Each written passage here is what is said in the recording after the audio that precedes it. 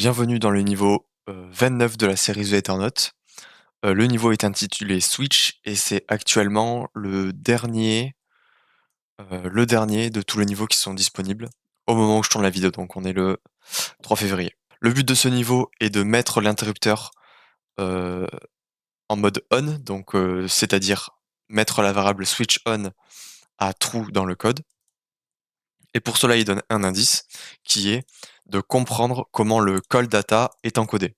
Moi, j'ai un deuxième indice pour toi, qui est quasiment la solution finalement. Il est possible de modifier volontairement l'emplacement de stockage d'un paramètre dynamique dans le call data. Voilà, donc j'espère qu'en suivant l'indice numéro 2, tu réussiras à faire toi-même le niveau. Donc j'ai copié le code dans Excalibro. Donc c'est parti pour l'analyse. On a un contrat switch avec une variable switch on dont le but est de mettre à true. Donc true. Voilà. Ensuite, il y a une deuxième variable sur 4 octets, donc byte4, qui prend la valeur de byte4 du hash kcalc256 de la chaîne de caractères turn switch off. Et cette écriture signifie que on prend le sélecteur. On prend le sélecteur de la fonction turn switch off. Parce que pour prendre le sélecteur d'une fonction, il faut hasher sa signature avec ses paramètres. Donc là, il n'y a pas de paramètres, donc on n'a pas besoin des paramètres, on a juste besoin d'hacher sa signature. Avec le kcac 256 et de prendre les 4 premiers octets de la valeur du hash kcac 256. Et en fait, c'est ici ce que fait byte 4 de kcac 256 parce que kcac 256 retourne un byte 32. Donc si je vais dans la documentation Solidity, on peut voir que kcac 256 retourne un byte 32. Et comme on passe un paramètre byte 32 à byte 4, ça veut dire qu'on va faire un casting de byte 32 à byte 4.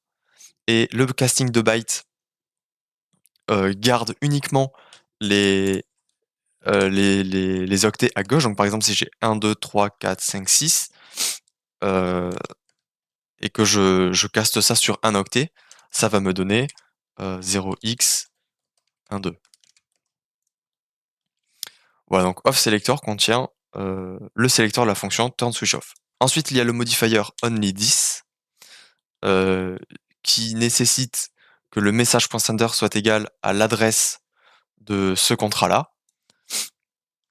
Donc, c'est-à-dire que la fonction qui a le modifier only10 pourra être uniquement exécutée à partir d'un appel de ce propre contrat. Enfin, de ce contrat, du coup, switch. Puis, il y a le modifier onlyOff qui, lui, définit une variable selector qui est un tableau fixe de longueur 1 et chaque élément de ce tableau sera de type byte 32. On le met en memory. Puis ensuite, la ligne assembly exécute un calcode copy en passant 3 paramètres. Et donc alors le commentaire dit que ça permet de grab function selector from call data. Donc ça met dans la variable selector le sélecteur de la fonction passé dans le call data. Donc si je résume cette ligne, call data copy va copier les 4 octets à l'emplacement 68 dans le call data à l'emplacement de selector en mémoire. Et selector en fait fait référence à un tableau. Maintenant, si selector de indice 0 est égal à offSelector, donc si les 4 octets qu'on a copiés depuis le call data sont égaux aux 4 octets du offSelector, c'est-à-dire du sélecteur de la fonction turnSwitchOff, alors on passe. Et si c'est pas égaux, du coup, on passe pas et le modifier provoquera une erreur.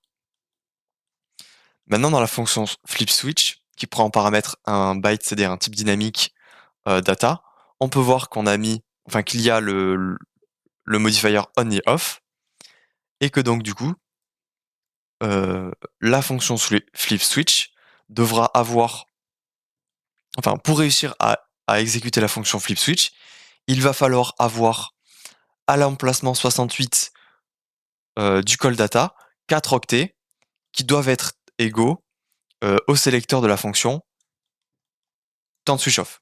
Maintenant, si le modifier only-off passe, ça va exécuter un appel et ça va appeler ce contrat intelligent là, donc adresse de 10, ce contrat intelligent là, en passant en data le paramètre tiré du bas data de la fonction flip switch, et ça va check si l'appel a réussi ou pas.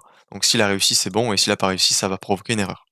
Ensuite, on a la fonction turn switch on, qui est uniquement exécutable par ce contrat intelligent là, qui va mettre switch on à true, donc c'est la fonction qui nous intéresse pour réussir le niveau. Et enfin la fonction turn switch off, qui pareil peut être exécutée que depuis ce contrat-là, et qui va mettre switch on à false. Maintenant, pour réussir ce niveau, j'ai personnellement rencontré, je pense, le même problème que toi. C'est-à-dire que je pensais qu'il était impossible d'appeler la fonction turn switch on. En fait, je n'arrivais pas à comprendre comment est-ce qu'on pouvait l'appeler. Parce qu'en fait, euh, ici, pour moi, le require me forçait à avoir le sélecteur de la fonction turn switch off euh, à l'emplacement 68 du call data. Et sauf que on va voir après visuellement comment le call data est. Mais en gros, je pensais que ça me forçait à appeler la fonction turn switch off. Visuellement, on peut le représenter comme ça. Le call data de flip switch comprend sur ces 4 premiers octets le sélecteur de la fonction flip switch, puis ensuite le paramètre dynamic data. Comme nous on veut faire en sorte d'appeler la méthode turn switch on, alors comme je voulais faire en sorte d'appeler la fonction turn switch on, alors j'ai fait en sorte de faire un call data qui appelle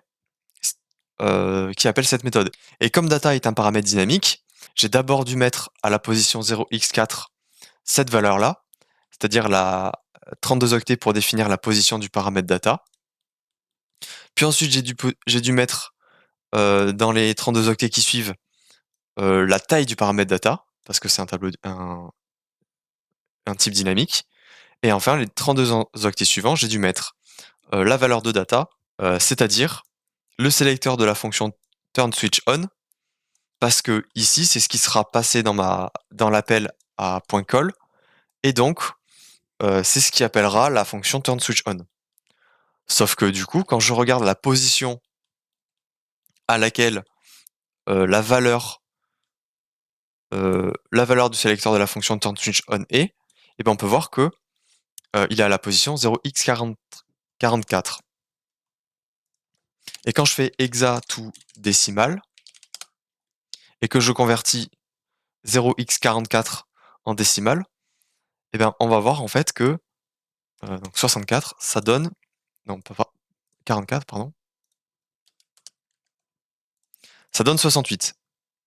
Ça veut dire que ici, ces 4 octets qui définissent le sélecteur de la fonction turn switch on, et ben en fait c'est ce qui sera pris par le résultat du call data copy et qui sera mis du coup dans selector, parce que à la position 68, je prends les 4 octets, non, parce que je prends les 4 octets à la position 68 du call data. Donc le problème était que en fait, le modifier m'empêchait d'exécuter la méthode turn switch on, parce que ici le require il passait pas. Donc on va passer maintenant à la solution de ce problème. Tout d'abord, on va vouloir appeler la fonction flip switch. Ensuite, on va vouloir passer le modifier only off. Puis on va vouloir passer dans ce modifier la condition selector de 0 égale off selector. Et enfin, on va vouloir appeler la fonction turn switch on dans la fonction flip switch. Pour cela, il faut construire un call data qu'on va passer à la fonction qui sera personnalisée. Parce qu'en fait, pour appeler la fonction flip switch, il faut mettre le destinataire, donc le to, mettre le from, évidemment, mais le plus important, passer un data, c'est-à-dire transférer des données. Et ces données, du coup, correspondront au sélecteur de la fonction flip switch plus le paramètre data, et on doit faire en sorte que le paramètre data passe le require ici et appelle la fonction turn switch on. Et pour cela, en fait, on va mettre à l'emplacement 0x44, c'est-à-dire à l'emplacement 68, le sélecteur de la fonction turn switch off, mais on va faire en sorte que l'élément data, donc l'élément dynamique data, soit stocké autre part dans le call data. Et en fait, c'est possible parce que ici, c'est possible parce que data est un élément dynamique. Ça veut dire qu'on va stocker sa position, euh, qu'on va stocker la position de sa valeur dans le call data. Donc, quand je vais à en fait, ici, ça va être ma solution, du coup. Donc, ça veut dire que à l'emplacement, ici, qui définit la position de la valeur de data, et ben, on va mettre une nouvelle, enfin, une position arbitraire qu'on aura définie quand on aura choisi. Et dans mon cas, j'ai choisi de mettre 0x60 parce que j'ai décidé de placer le paramètre data après, après la position 0x44, plus 32 du coup, c'est-à-dire à la position 0x64. Donc, comme tu peux le voir ici à l'emplacement numéro 3, j'ai mis du padding, puis à l'emplacement numéro 4, j'ai mis les octets de la fonction turn switch off pour passer ici le require du only off.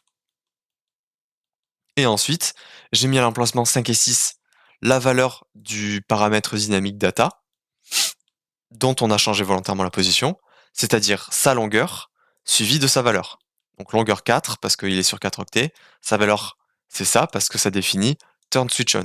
Donc au final, le call data ressemblera à ça, et et donc il nous reste plus qu'à l'assembler, donc à assembler un à un chacune des valeurs ici, et ça donne cette valeur-là. Donc, je l'ai mis dans mon Notion. D'ailleurs, j'ai fait aussi ce niveau à l'écrit. Donc, n'hésite pas à aller à cliquer sur le lien dans la description pour accéder aux notions. Et j'ai aussi fait des quiz pour ce niveau sous forme de flashcards. Et tu peux y accéder grâce au lien Brandscape.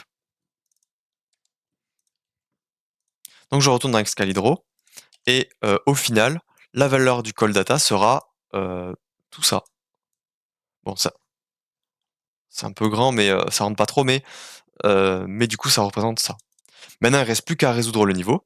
Il va falloir qu'on effectue une transaction avec les données qu'on a trouvées juste ici dans le slot, dans la section data, dans l'emplacement data. Et ça, ce que je viens de dire, ça se traduit par web3.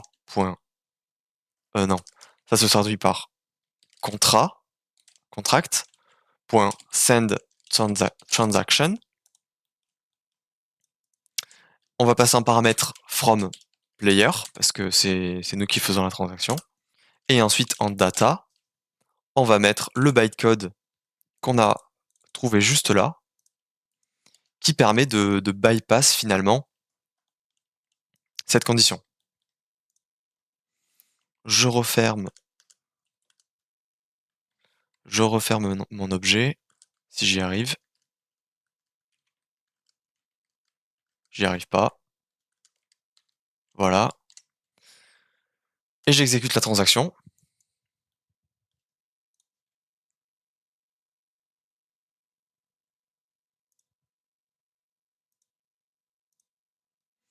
Je confirme.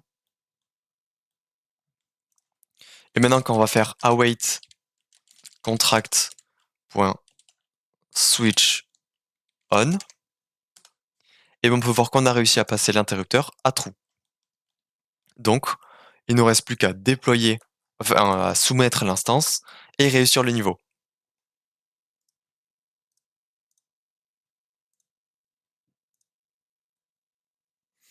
Et voilà. Et voilà, on a réussi le niveau. Avant de finir, j'ai juste 2 choses à te dire. Premièrement, je propose du coaching en développement blockchain, donc si ça t'intéresse, je te laisse cliquer sur le premier lien dans la description.